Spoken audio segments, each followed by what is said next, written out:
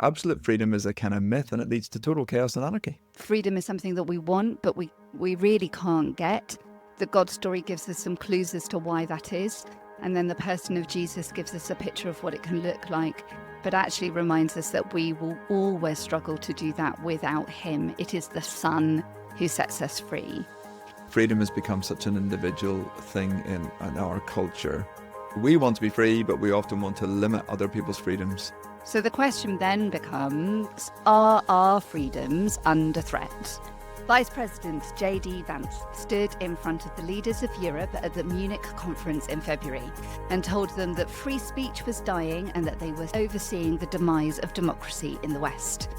Indignation and disbelief rippled. When Russia invaded Ukraine, it announced itself as a liberating force with its mission to protect the people. Ukraine, in return, was subjected to occupying forces, the displacement of 6.9 million people, the loss of life, self-governance and basic services. Is it an act of freedom to stand on a street corner and pray silently, or is it an act of freedom to exercise utter choice over one's body without the presence of the condemnation from another? Should we be championing free speech on social media, or should we be banning phones from schools? Should we be giving people freedom to end their lives, or ensuring that they're free from the coercion to do so? What is freedom?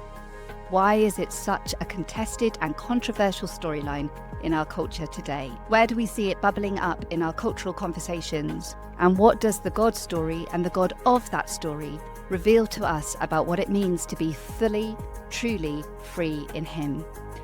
I'm Jo Frost, and here with my co-host Peter Lynas, this is Being Human.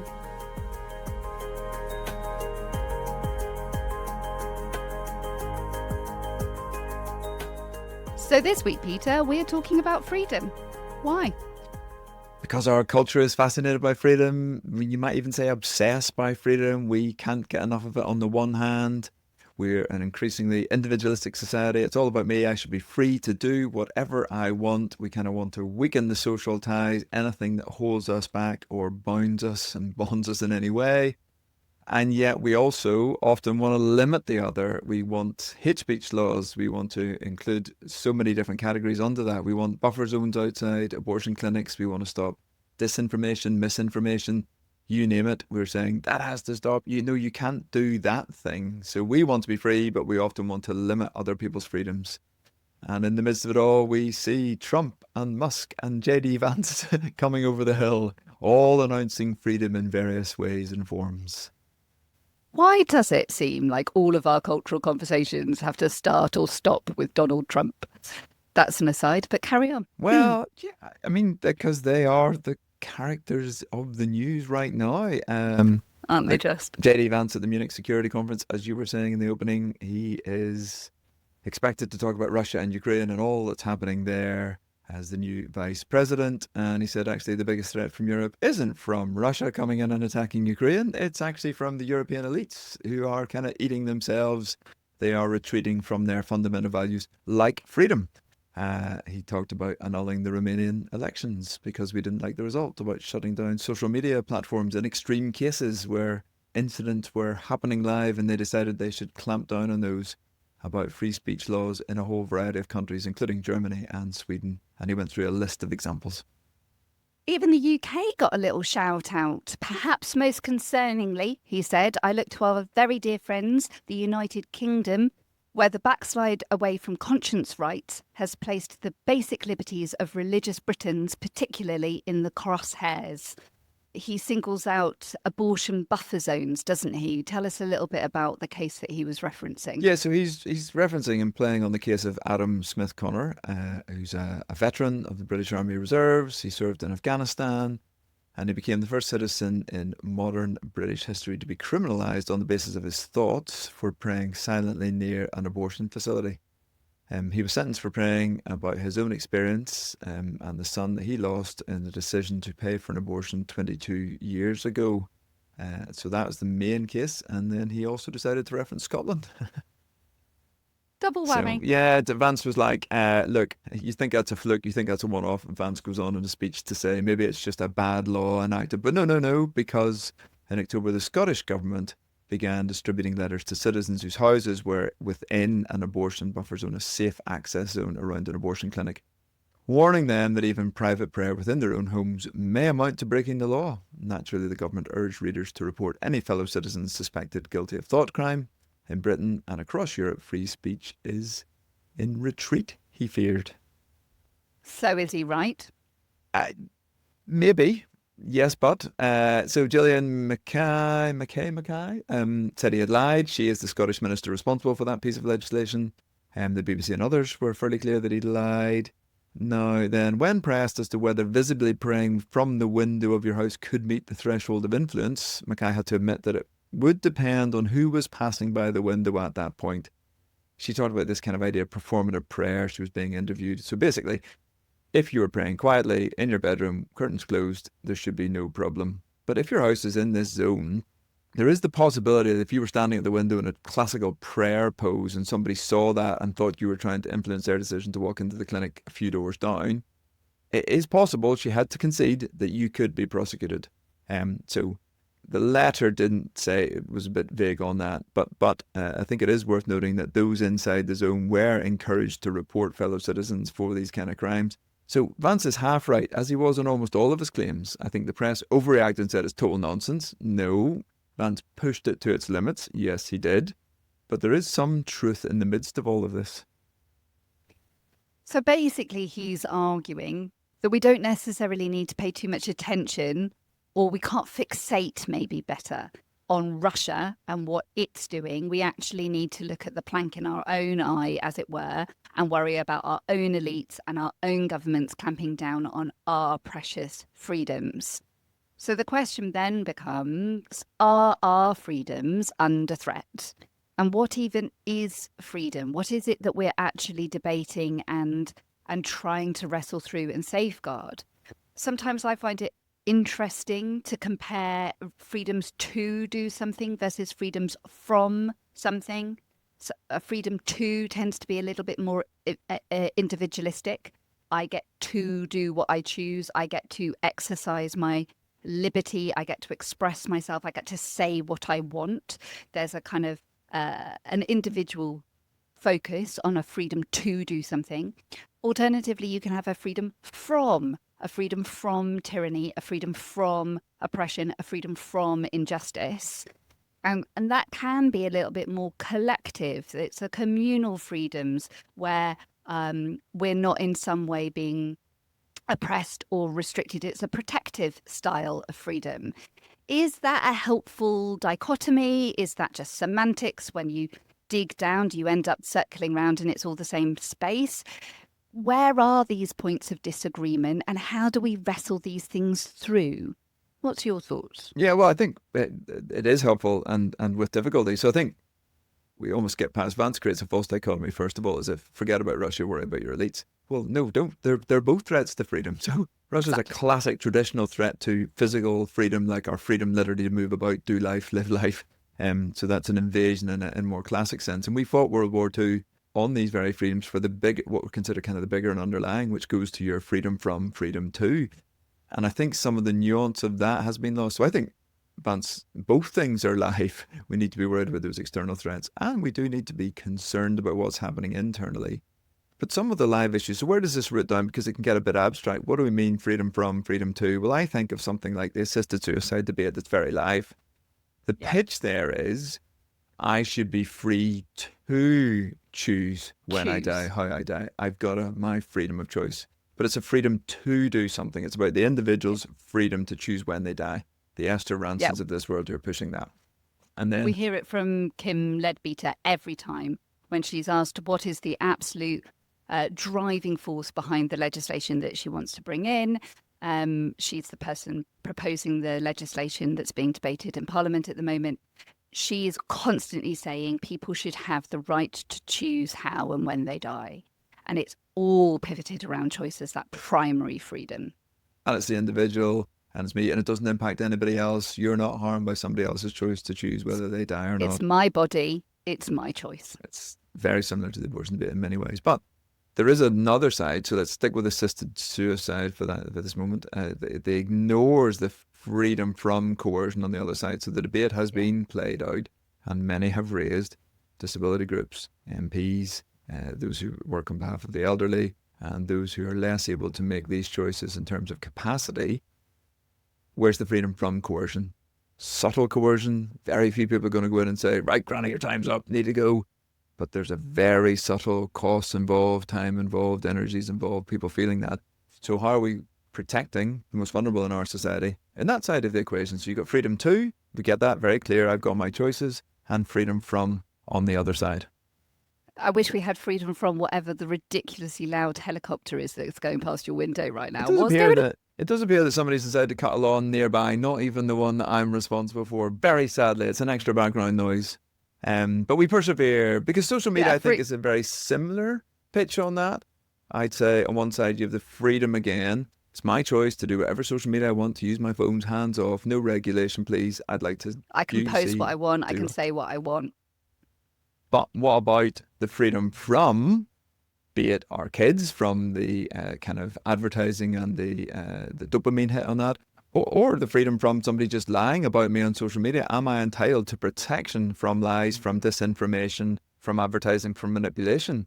And so you start to pit those freedoms against each other. So I'm a big advocate for freedom, but actually I'm also an advocate for getting phones out of schools, because I don't think that's giving my kids freedom for education. There was some research that came out relatively recently from More in Common that was looking at Gen Z's opinion on social media and how harmful or helpful it was for them in their teenage years.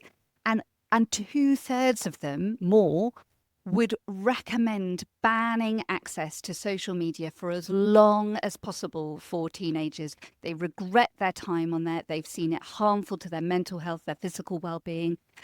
They don't like it. This isn't just some parental overreach. Actually, the internet generation growing up are saying our freedom to grow up innocent and free and to learn and develop was curtailed because of the social media access that we have. We want to be free, but we often want to limit other people's freedoms.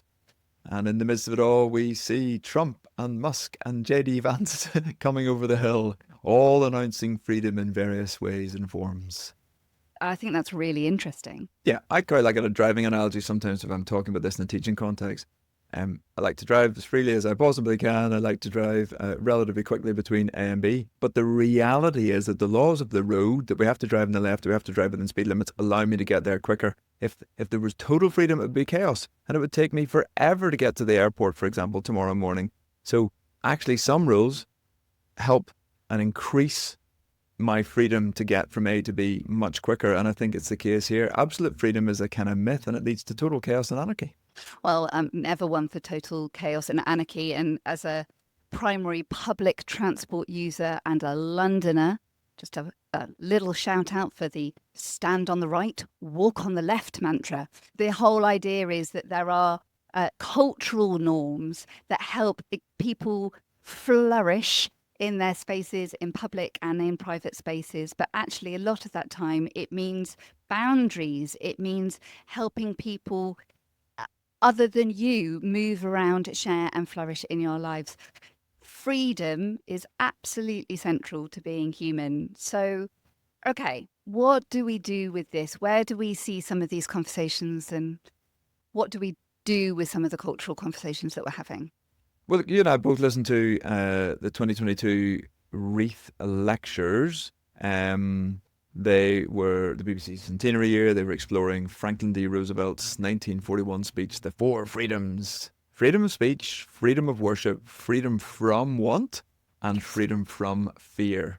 Quite an interesting list of freedoms, not always the ones people would choose or maybe go to first. And Mohit Bakaya, I hope I've said his name right, the controller of Radio 4, said, look, freedom is one of our defining values of our age, as we've been saying. It's the fault line in so many of the contemporary debates in our society and the kind of society we want to live in. And so they wanted to look at these different types of freedoms from the 1941 speech, which again was a precarious moment for the world in World War II. So the Wreath lectures looked at 4, but we want to zoom in specifically on the religious freedom of worship. which was done by Rowan Williams. What was it about this lecture specifically that stood out to you, Peter? Well, it's a former Archbishop of Canterbury, very bright, intellectual, interesting character.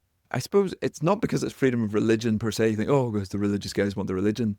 His argument essentially was that freedom of worship is kind of foundational to the rest. For Christians, religious freedom rests in the conviction that we as human beings, as image bearers, have intrinsic dignity and worth. Excellent. We like that from the Being Human Project. We are given choice. So we're beings who have that. And then from that, this conviction allows for the very idea of political argument was Rowan Williams' case about what the common good is, that we can have these kind of debates about the forms of government that we have, the need to respect human dignity. It guards against absolutizing the status quo. And his point was, without that, nobody challenges the system and says there's a higher ideal that we should be aspiring to. There are understandings of what it is to be human and the way we relate to one another that we can appeal to that are beyond ourselves. Otherwise, you're just locked in the status quo, and that just keeps going. So he said that freedom is kind of paramount to everything else. I'm paraphrasing him slightly, but I think that's what his appeal was, that this is the primary. And without that freedom of worship, you don't get to the other freedoms.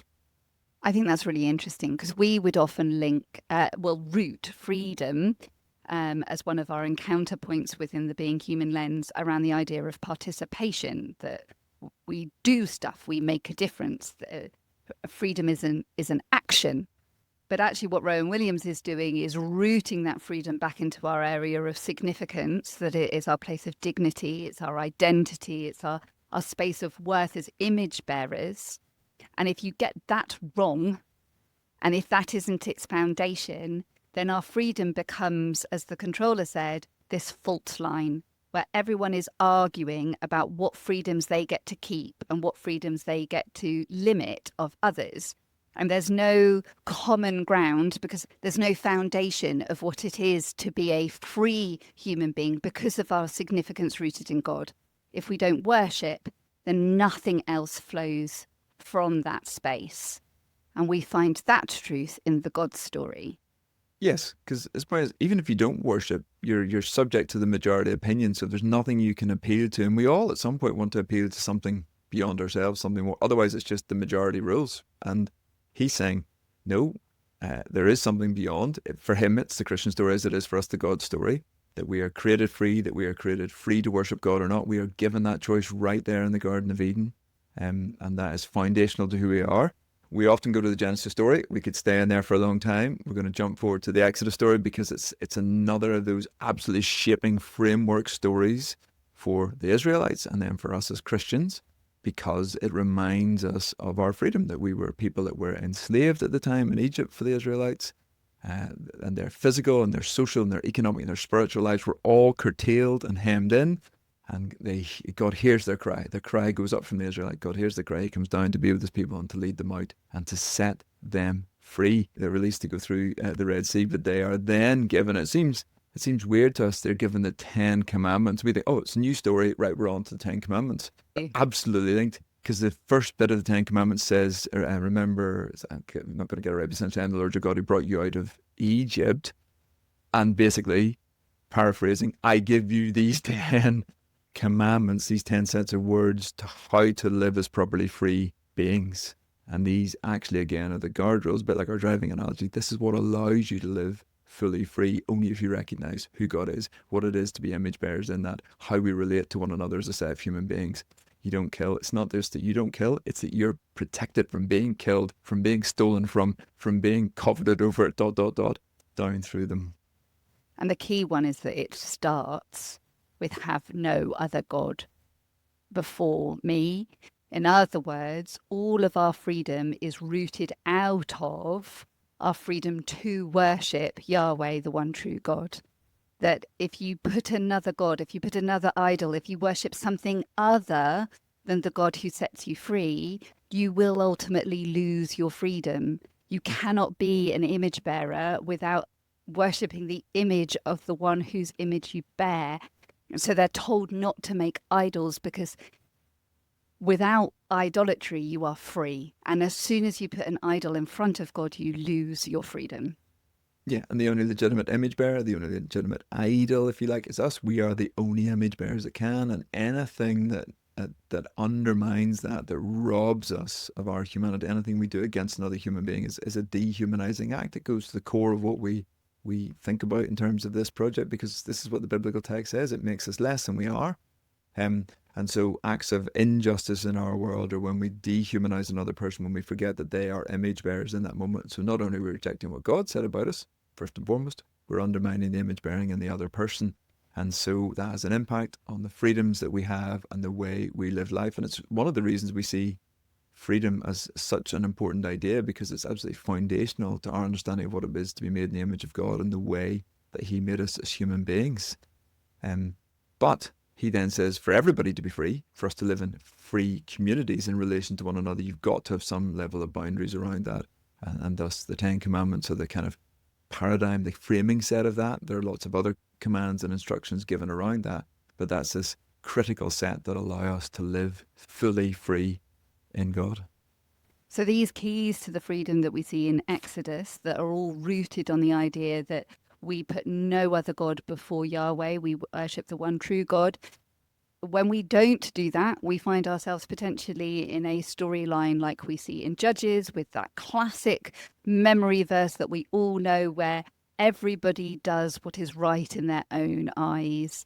And we see this chaotic idea of freedom that you were talking about earlier, because everybody is saying, this is what freedom means to me. This is what I want. This is what I like. This is my idol, and I'm going to go after it. And I wonder, is that the world that we're living in? Because we haven't got the keys to the freedom in place, then we live in a space of Judges where everybody just does what's right in their own eyes, and chaos reigns.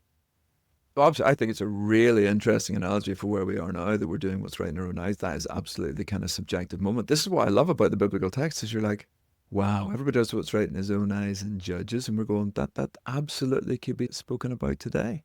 Yeah, In the same exactly. way as if we were to look forward into John's gospel and say, hey, Jesus challenged the disciples and he says, look, if you're my disciples, you're going to know the truth will make you free. And we're going, oh, you're linking freedom and truth?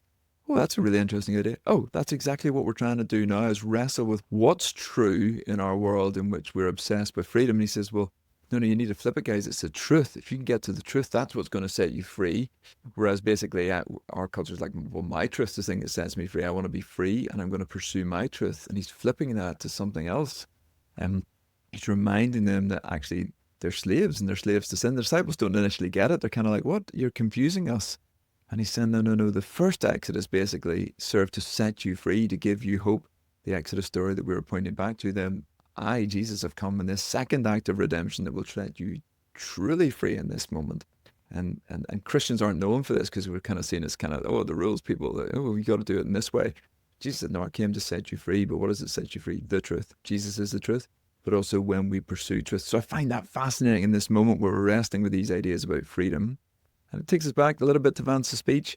When he pushes beyond truthfulness, he gets critiqued, and rightly so. Mm-hmm. But when others wrongly point out he's wrong, we've got to get to the truth of some of these situations.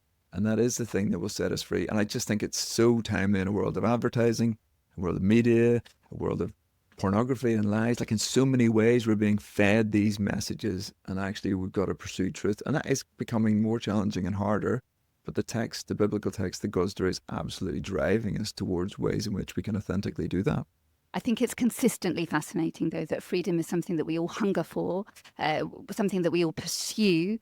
But again, it is the fault line in so many of the societal conversations, because we're all trying to come to the conclusion that we think is right. Like you said, this idea of truth versus lies in an age of misinformation, an age of spin and algorithms and AI, actually getting to the truth feels more and more impossible. And yet there is a picture of a truly, fully human being that we do get to look to, who lived an utterly free life in a space where actually the rest of us consistently struggle. And it's Jesus's picture of a free life, the Son who sets us free, who invites us back into a relationship with God. And yet the vision of what it means to be free in his life is so fundamentally different. We see it in Philippians 2, where his humanity, his freedom, his glory, his autonomy, his power is all laid down, because he did not see it as something to be grasped and something to be held on to. Instead, he freely gave it away, humbled, humiliated to the point of the cross, so that we can be reconciled back to our one true God, to be in a relationship with Yahweh and put him ahead of all else. So for me, we go from a shared collective human problem that freedom is something that we want, but we really can't get. The God story gives us some clues as to why that is. And then the person of Jesus gives us a picture of what it can look like, but actually reminds us that we will always struggle to do that without him. It is the Son who sets us free. So the invitation in being human is to say, okay, so what does it take to reorientate our being to face the Son who sets us free? And how are some of the practices and storylines not deforming us in the way that the culture does, but actually reforming us into the presence and person of Jesus? What are your practices of reorientation and reformation when it comes to freedom, Peter? Well, every part of me wants to talk about kind of digital detox and things, but one is I haven't cracked it yet from the slightest, and two is it's maybe too obvious. So like there is something in that. We've got to, like we've talked a bit about devices as we've gone. But I think so one of the things for me was just like, what's the reorientation out? So freedom has become such an individual thing in our culture.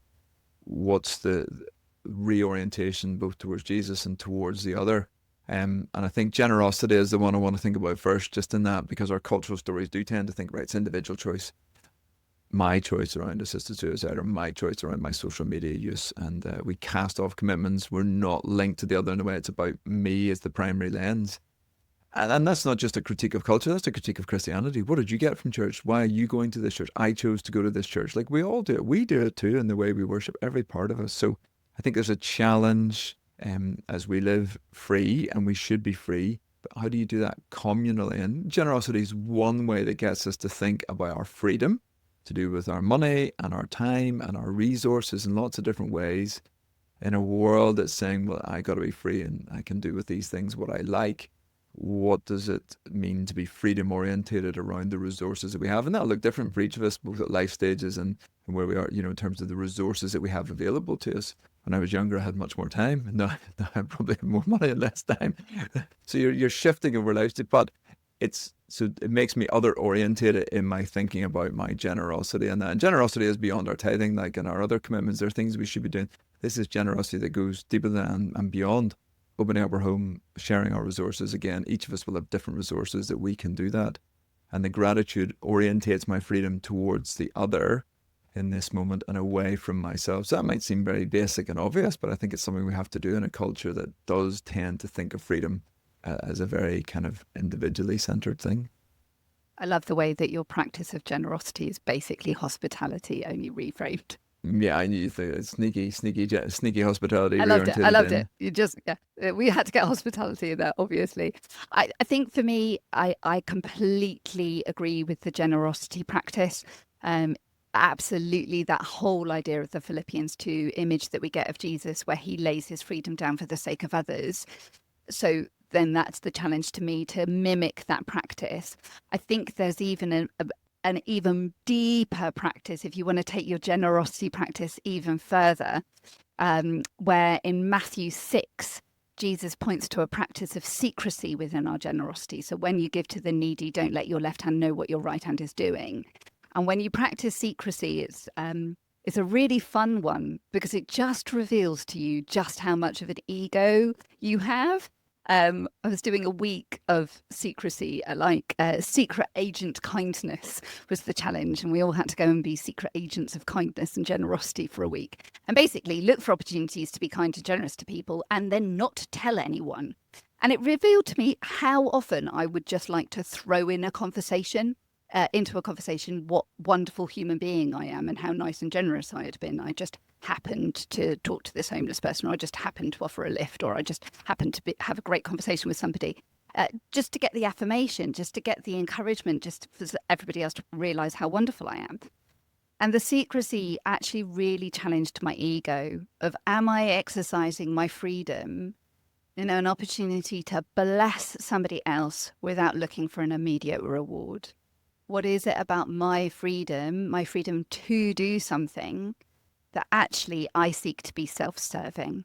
So that reorientation of keeping silent, of not looking for the prize and the reward in that moment, but actually once again just saying, I'm just doing this for an audience of one. I am just doing this because it is the right thing to do to honor the other person. I'm not looking for a kickback. That secrecy practice, when it comes to freedom and generosity, is a really interesting play around challenging some of the ways that I've been deformed by the cultures around me. And now that you've told both our mums as the primary listeners to our podcast, does that now completely undermine what you've just been saying? Like, so your generosity. Now you shared it with the tens of thousands that are listening. Oh, that's right, we're talking about truth. Somewhere in between that is the reality of our listenership. It is a real challenge in a world that subtly wants, sometimes subtly and sometimes less subtly, just say these things. I'm going to give a shout out to one more because we like to just push in our practices. And the other one I think for me is witnessing. And I think it's the freedom to do that. There's the legal freedom that interests me. We have resources like Speak Up that remind us we have these legal freedoms. And I think that's really important. And actually one of the things to push back on JD Vance at the top of the show is we still do have incredible freedoms to share our faith in the UK and in many parts of the world. So the biggest issue is not going to be the legal freedoms. They are there. It's that we chicken out often in the conversation. So if anybody says ever, oh, I'm scared about my legal freedoms, tell them to wise up. In fact, the best way to secure those, particularly in the workplace, is to do it more often. It's when you randomly come in after 5 years and go on a kind of mad proselytization move that you're going to get into trouble. If you're doing this regularly and just chatting about what you do, it's great. But I think there's more that in this moment, there is an interesting shift, I think, even in the freedoms to have that conversation. We are seeing public figures talk about their faith, our faith and interest. We are seeing a younger generation interested in faith in Jesus and a broader interest in spirituality, which is these pathways. So I think the freedom to explore faith in something more, I think, is more open than it's ever been, and I'm really been for a long time, I would say. So I'm excited about that. So I suppose the practice of witnessing and about sharing that faith in lots of different ways, quietly, subtly. I suppose it's hard to do it entirely secretly because you have to at least one other person. But that freedom to witness. So I'd want to encourage you on your legal freedoms, but also to say it's something we need to be doing. It's a practice we need to be engaged in. And it is one where there is actually freedom, I think, in this moment, more than there's been in a while, to explore that space for the conversation about faith in the transcendent in Jesus, about relationship with the greatest human being to ever live. Wonderful. So to wrap up, we love hearing stories about you and how you're encountering being human, whether you're reading the book, whether you're doing the small group, whether your church is exploring this as a series, or actually how you're putting some of these practices, conversations into action as you're listening to the podcast. Please do get in touch. We want to hear from you. Email us at beinghuman@eauk.org or stalk us on any of the social media platforms within region. We'd also love to hear some of the things that you would like us to explore or discuss in future episodes. If you like our content, you can sign up to our regular news updates at beinghumanlens.com. You can follow us on socials. You can subscribe to the pod on YouTube or on your podcast platform of choice. Until next time, however, take care and God bless.